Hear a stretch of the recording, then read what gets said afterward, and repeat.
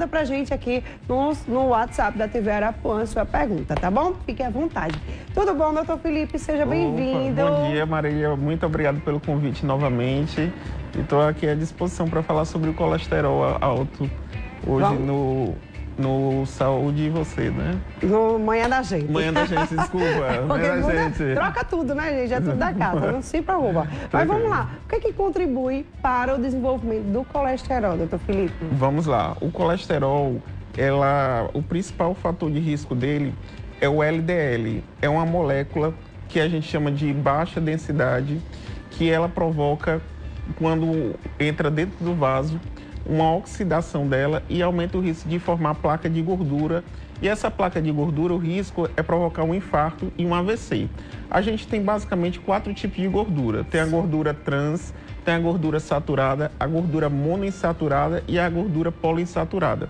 As gorduras mais perigosas que tem a gordura saturada, que é derivada do leite, do chocolate, de gordura de origem animal. Sim. E as melhores gorduras da dieta do Mediterrâneo, que é a monoinsaturada, que são os nuts e o azeite de oliva. E a gordura poliinsaturada, que a gordura poliinsaturada é a base de ômega 3, ômega 6. E, no caso, a pior gordura que a gente considera é a gordura trans, para formar as placas de ateroma. A gordura trans é aquela gordura industrializada, derivada de sorvete, essas comidas de fast food. E é tanto que as indústrias viram, né, que ficaram... A gordura trans era uma grande vilã e começaram a produzir alimentos tirando essa gordura trans, depois que foi muito divulgado pela mídia, né? Então, assim, a gente tem que simplesmente controlar esses níveis de gordura, porque controlando ele, diminui o risco de você ter um infarto e AVC, que é a principal causa de mortalidade a partir dos 40 anos de idade. A quantidade de gordura que a gente pode consumir durante a semana, doutor? Geralmente a gente considera que a quantidade de gordura deve ser na faixa de uns 30%, tá certo? Por dia, numa refeição. Como eu falei, tem que dar preferência a essas gorduras monoinsaturadas e poliinsaturadas. A gordura trans, se possível, zerar a gordura trans, e a gordura saturada também não ser uma quantidade tão elevada, que também é difícil. Você evitar leite, chocolate, gordura animal é complicado também. E também o que aumentou nos estudos a mortalidade foi carboidrato simples, carboidrato de fácil absorção.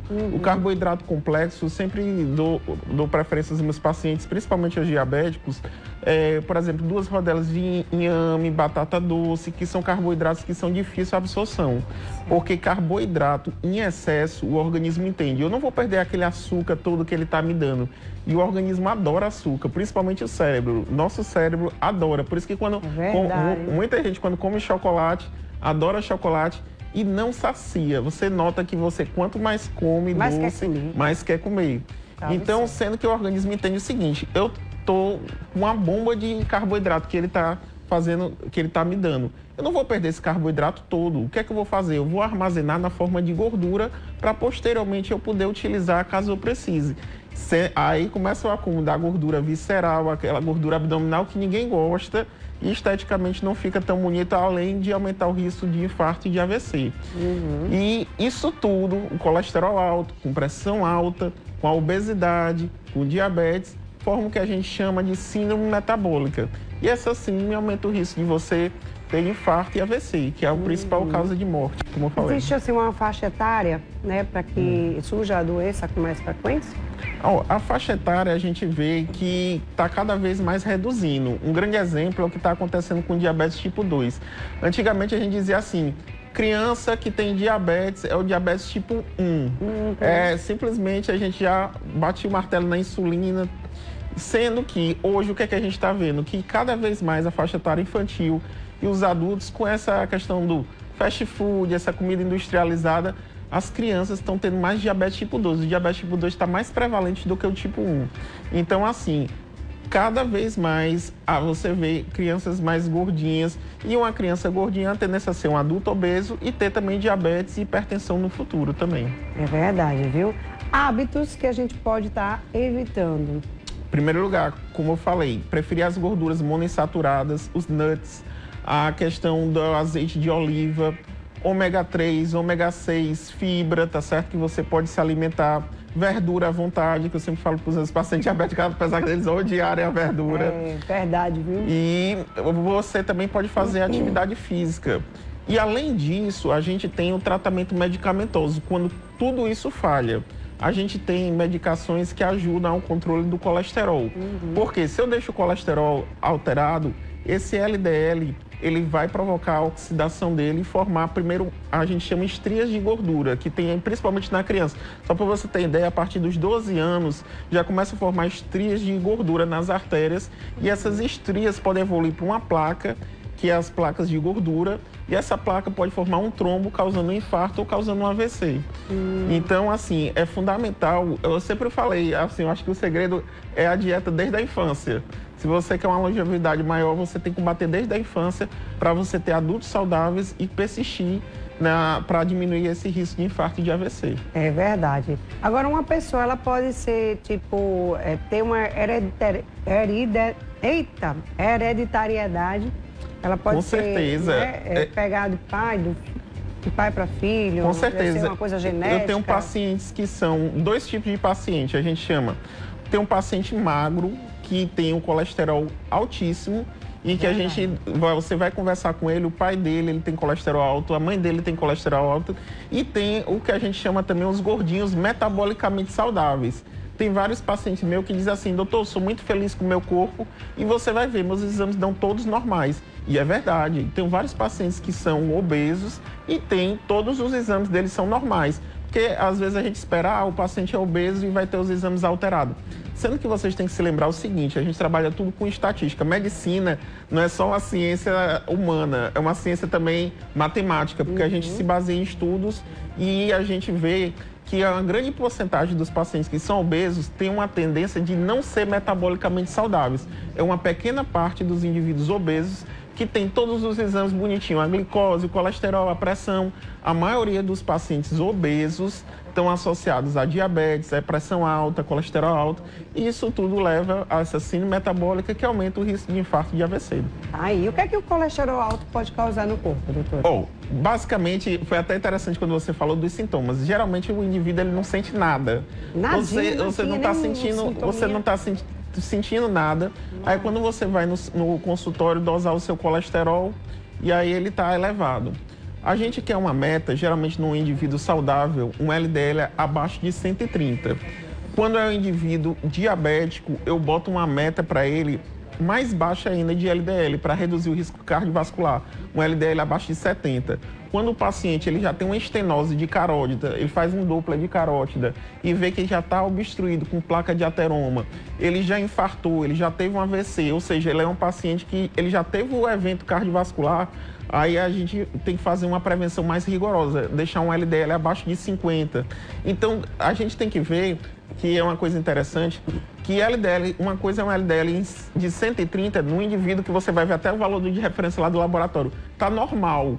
No indivíduo que nunca infartou, no indivíduo que não é hipertenso, não é diabético, não é obeso. Outra coisa é um LDL de 130 no indivíduo que é diabético, que é hipertenso, que é obeso. É o mesmo valor de LDL, mas muda de acordo com o indivíduo. É por isso que eu sempre falo para os estudantes de medicina, isso para eles que estão vendo, meus alunos. Medicina não é um manual. Se fosse um manual era fácil, a gente botava no chat. Tudo depende do paciente. Então, assim, eu não posso fazer uma receita de bolo para todos os pacientes. Eu tenho que tratar de forma individualizada cada paciente. É verdade. Vamos lá. Quem tem diabetes, né? É a pessoa que também tem colesterol ou não tem nada a ver uma coisa com a outra? Tá ligado? Você pode ter diabetes e você pode ter o colesterol alto, mas eles estão relacionados, ambos, e a pressão alta com essa síndrome metabólica. Por que eu bato tanto nessa síndrome metabólica? Porque abaixo dos 40 anos, o que mais mata é acidente, é trauma. É aquele jovenzinho que foi para a festa no final de semana, tomou aquela cervejinha, tomou a cachaçinha, pegou uma moto. A maioria dos acidentes que a gente vê é relacionado à moto e o paciente alcoolizado e falece. Infelizmente, ou ficam sequelados, com paraplégico, ficam sequelados com trauma raquimedular. Então, assim, depois dos 40 anos, o que mais mata é infarto e AVC. Então, a gente tem que bater nessa síndrome que está associada à obesidade, hipertensão, diabetes, colesterol alto, Por quê? Como eu falei, a gente tem que começar, o ideal era desde quando formou aquelas estrias gordurosas na criança, a partir dos 12 anos de idade. Quando a gente pega a criança, já está com essa formação dessas estrias gordurosas. E agora os pais, assim, acham, não, um biscoito recheado, eu pego um biscoito recheado por R$2, por R$3, é mais barato. Aí o pai chega, dá para o filho. O filho adora aquele biscoito recheado. Então o pai não pensa assim, se eu der uma fruta para ele é mais saudável, tudo. Às vezes tem essa consciência, mas o pai às vezes acha que é mais em conta, o filho gosta mais, vai agradar o filho, entendeu? Então... Agrada o filho, mas a saúde do filho vai lá para baixo, né? Exatamente. É verdade. Bruno, para diagnosticar o colesterol, só por exame de sangue ou tem outro tipo de exame? O colesterol, o principal que a gente faz, como eu falei, que a maioria dos pacientes são assintomáticos, eles não sentem nada. A gente diagnostica, ele vai no consultório e a gente faz uma dosagem no sangue do colesterol. Outra coisa que a gente observa, indivíduos principalmente que têm aquelas dislipidemias familiar, a gente chama de chantelasmas, eles podem ter umas placazinhas de gordura, principalmente umas bolsas de gordura, você percebe muito em paciente idoso aqui ao redor do olho, e às vezes tem que o colesterol está tão elevado que ele forma várias, como se fosse umas bolinhas amareladas. São umas bolinhas que... Não, é como se fossem umas bolinhas na pele. Várias bolinhas na pele de gordura, que é devido à gordura. E esses indivíduos, principalmente que têm triglicerídeos altos, quando a gente baixa o triglicerídeo dele, aí ele tende a melhorar. Então a gente tem vários casos. Esses são os mais difíceis, são casos mais graves que a gente tem, né? Mas a maioria dos pacientes, eles não sentem nada, nem sabem que tem colesterol alto, estão vivendo a vida normal como pressão alta e às vezes diabetes, como eu falei 50% dos pacientes diabéticos, eles não sabem que tem diabetes. Então eles vão para o consultório quando faz o exame e minha glicemia está 200 e pouco de glicemia. Aí a gente já inicia o tratamento quando ele tem sintomas, né, também do diabetes. Eita, gente. Tem uma pergunta, qual é a pergunta aí? Que vocês querem saber? A gordura no fígado? Se tem alguma coisa relacionada à gordura no fígado, o colesterol? Sim. Assim, a gordura no fígado, ela está mais associada à obesidade visceral. O indivíduo que é obeso, você nota, quando ele é um indivíduo magro, é tanto que eu nem solicito geralmente ultrassom para investigação de gordura no fígado em indivíduo que não tem nem sobrepeso, porque a tendência é ele não ter gordura no fígado. A partir que o paciente ele tem sobrepeso, tem obesidade, aí ele tem o maior risco de ter gordura no fígado. A gente define gordura no fígado, divide em graus, grau 1, grau 2 e grau 3. O grau 3 é o pior grau que tem, porque você imagina uma gordura envolvendo o seu fígado e ele vai começar a destruir literalmente a função do seu fígado. E essa destruição da função do fígado, que a gente chama na medicina hepática, essa função hepática, ele vai causar uma cirrose, ou seja, atualmente, hoje não é mais cirrose por cana, não. Antigamente o pessoal dizia, o cara tem cirrose porque está bebendo. Hoje a principal causa de cirrose nos homens ou em mulher não é também autoimune, não, como muita gente acha, autoimune é porque bebe cana, não. A principal é obesidade. A obesidade leva a gordura no fígado, essa gordura envolve o fígado e vai destruindo o fígado ao pouco. E além da cirrose, ela pode vir a evoluir para um câncer de fígado também, o paciente. Nossa. Então quer dizer que uma pessoa magra, ela não tem gordura no fígado? Geralmente, não dá para dizer 100%. Eu nunca falo na medicina que não tem 100%. Geralmente, o que eu pego quando é uma pessoa magra, geralmente pode ter uma gordura leve, grau 1. Mas é muito difícil eu pegar num paciente, um indivíduo magro com grau 2, grau 3. Geralmente, o principal fator de risco é a obesidade. É a obesidade. Então tem que se cuidar, né, doutor? Vamos Exatamente. Lá. As considerações finais aqui para que as pessoas possam se conscientizar, se cuidar melhor. O que é que elas devem fazer? Uma boa alimentação, exercício físico? Exatamente. Eu acho que o principal é a gente focar na gordura monoinsaturada e a gordura polissaturada, que foi visto que só essa dieta ela reduz 30% do colesterol vilão que eu falei hoje, que eu bati hoje, foi o LDL. O triglicerídeo não é um colesterol tão vilão, porque assim, o principal risco do triglicerídeo é mais quando ele está numa faixa acima de 500 e é o risco de causar uma pancreatite. Mas para infarto e AVC, o principal fator de risco é o LDL colesterol. Então a gente tem que bater e reduzir, deixar naquelas metas que eu falei, abaixo de 130, se o indivíduo for saudável. Se o indivíduo ele for diabético, a gente tem que fazer uma triagem e ver para reduzir para um nível abaixo de 70, se ele já tiver tido um infarto ou um AVC abaixo de 50, mais rigoroso ainda. Então a gente tem que fazer essa triagem, saber quem é o indivíduo que a gente está lidando, porque não é receita de bolo. Eu não posso dizer todo mundo, o LDL normal é 130, como eu falei, depende do indivíduo. Eu posso ter um indivíduo que está com 130, tranquilo, está no valor normal, não precisa fazer nada. Só dizer para ele, continue fazendo atividade física e tudo.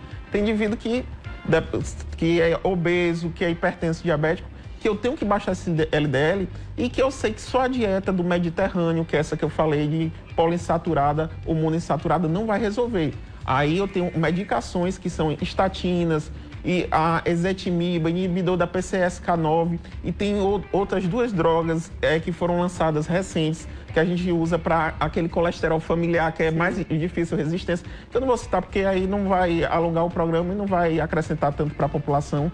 Então, assim, o principal é atividade física, né, que vai reduzir os níveis de colesterol, gordura mono e poliinsaturada, tá certo? Tentar zerar a gordura trans e comer o mínimo possível de gordura saturada, que é a gordura mais perigosa que tem depois da gordura trans. Tá aí, minha gente. Então, todo mundo se cuidando, né? Olha, eu não sou aquela fã de salada, de legumes, não, mas eu tenho que comer, né? A gente não gosta, mas a gente tem que comer, né, doutor? Exatamente, exatamente. Isso. Mas eu não gosto de salada. Mas coma. Mesmo sem gostar. É melhor você comer do que estar aí depois doente com problema de saúde, né? Exatamente. Eu sempre faço uma brincadeira que você chama atenção. Você abre uma manteiga, um pote de manteiga e abre um pote de margarina. Qual é que você acha que o bicho vai pousar em cima? Eu acho que a mosca vai pousar. Os dois, mas acho que é a margarina, né? É mais a manteiga. A manteiga? Nossa! Agora você pensa, por que o bicho ele pousa mais na manteiga e não pousa na margarina? Porque a margarina não presta. É porque tem substâncias, tá certo? Que simplesmente conservantes, tudo, que nem o bicho quer. Se nem o bicho quer, imagina a gente. Então por isso lá em casa eu priorizo a questão da manteiga em relação à margarina. E tem várias outras substâncias industrializadas que tem risco de câncer, tem risco também, como eu falei, dessa gordura trans, que aumenta o risco de você ter um infarto e um AVC. Então o que eu acho que hoje em dia é muito complicado, porque você vê 90% das prateleiras do mercado, você joga fora. Aqueles, que eu não posso falar marca, salgadinhos, aquele refrigerante. Até eu peguei um caso que um nutricionista falou, que uma latinha de refrigerante equivale a um copo de açúcar. Um salgado desses, simplesmente equivale a um copo de sal. Então é como se você estivesse tomando um copo de sal e um copo de açúcar. É saboroso? Ninguém vai mentir que não é saboroso. Porém, ele a longo prazo, você vai reduzir, vai aumentar seu risco cardiovascular e você vai ter uma maior chance de você ter um infarto ou AVC. Então é fundamental a gente tentar mudar os hábitos de vida, porque caso a gente não mude, no futuro cobra. É verdade, e é mesmo, viu, minha gente? Com certeza. Doutor Felipe, obrigada por sua participação aqui no nosso Manhã da Gente. Volte mais vezes para tirar nossas dúvidas, viu? Foi muito bom. Vamos pequeno